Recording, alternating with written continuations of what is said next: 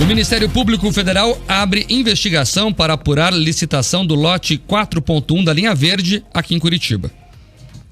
A apuração foi aberta pelo órgão a partir do recebimento de uma notícia de fato sobre a obra há pouco mais de um mês. A princípio, o pedido de apuração foi feito junto ao Ministério Público Estadual. Porém, como se trata de uma obra realizada com recursos federais por meio do Programa de Aceleração do Crescimento para a Mobilidade Urbana e Trânsito, o caso foi destinado ao MPF no Paraná. A informação foi confirmada pela produção do RN Opinião. As investigações estão em fase inicial e a cargo do Núcleo Criminal e de Combate à Corrupção do MPF. Os trabalhos no último trecho da linha verde na capital foram retomados há uma semana, depois de 6 meses de paralisação. E com o reinício, a previsão da prefeitura é de que o projeto fique pronto em até 18 meses. A linha verde é a obra mais antiga sem conclusão aqui da capital. São 15 anos de trabalho sem finalização. O lote 4.1 da linha verde compreende o trecho entre a Estação Solar e a Estação Atuba, numa extensão aí de 2 km e 840 metros. O reinício dos trabalhos só foi possível após a realização de uma terceira licitação realizada em junho deste ano. A última tinha sido cancelada porque o consórcio Estação Solar, que era composto pela construtora Triunfo e a TCE Engenharia, só entregou 20% do serviço que foi contratado. O contrato entre a Prefeitura aqui de Curitiba e o consórcio Estação Solar foi rompido em novembro do ano passado. 5 meses antes, a TCE Engenharia deixou a composição. Em seu lugar, a empresa Vale das Pedras Construção de Rodovias passou a integrar o consórcio. Agora, entretanto, a TCE Engenharia voltou a compor o consórcio que venceu a nova licitação e que retomou as obras. Junto com a empresa Compassa, ela forma o consórcio TC Linha Verde. O novo contrato para as obras custa 124 milhões e 700 mil reais e é praticamente o dobro do que foi previsto quando a primeira licitação foi lançada lá em 2019. Na época, o custo total da obra era de 70 milhões de reais. Por meio de nota, a Prefeitura ressaltou que a Procuradoria-Geral do município informa que, no momento, não existem pendências de esclarecimentos relativos a quaisquer notícias de fatos relacionadas à licitação da linha verde. Como de costume, a Prefeitura de Curitiba está sempre à disposição para atender solicitações dos órgãos de controle, tais como do Ministério Público, é o que diz essa nota. Vamos lá, então a linha verde virou caso de polícia, literalmente, até porque a ação do MPF foi designar a Polícia Federal a missão de abrir um inquérito para apurar o que acontece nessa obra interminável. Eu estou falando aqui, para quem não está em Curitiba, de uma avenida, é uma rua. Uma rua que a Curitiba não consegue concluir há 15 anos. Se você contar como faz a conta o Guilherme Rivaroli aqui, Camila Andrade, com o tempo de projeto, são 17 anos.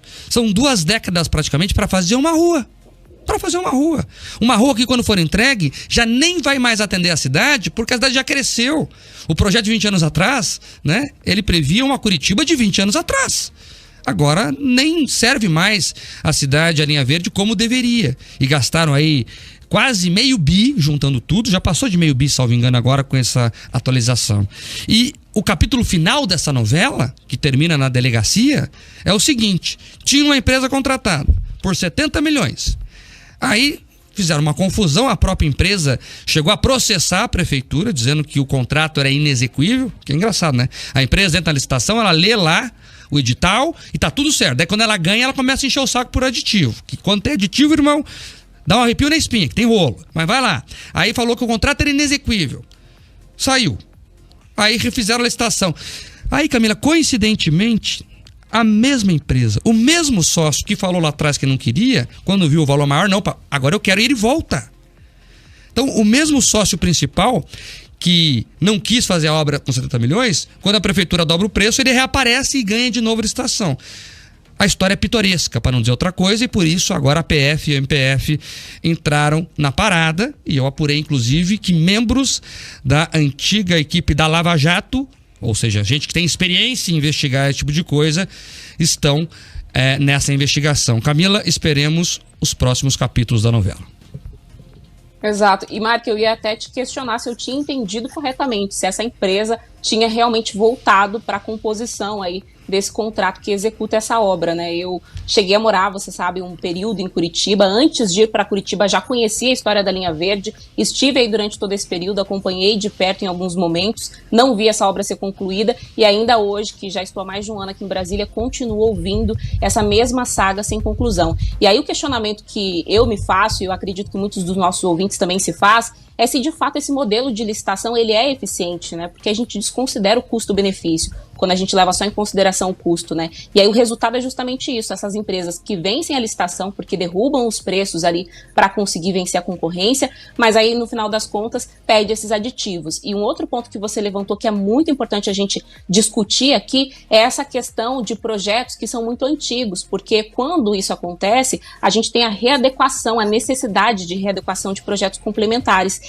É a história, e muita gente que está nos ouvindo aqui no Oeste vai saber bem, do Hospital Regional lá em Toledo, que também tem uma saga como essa. É um projeto muito antigo, que foi licitado anos depois, não houve adequação dos projetos complementares, a obra começou, a empresa que executou essa obra pediu uma série de aditivos, teve também em alguns momentos abandono dessa obra, e aí no final das contas, quando o hospital ficou pronto, ele não era possível de ser inaugurado, porque sequer tinha capacidade para que as macas que a gente usa hoje em dia passasse pelas portas. As portas não tinham o tamanho exato, adequado para o momento, né? Para como a gente trata hoje esses hospitais. Não tinha sequer um sistema de refrigeração, ou seja, que a gente pudesse colocar ar-condicionado nesses quartos, porque não havia essa adequação dos projetos quase uma década depois. Então, é preciso que a gente discuta também, Marco, eu acho que o modelo dessas licitações, será que elas estão sendo de fato eficientes, eficazes, ou no final das contas a gente acaba gastando mais?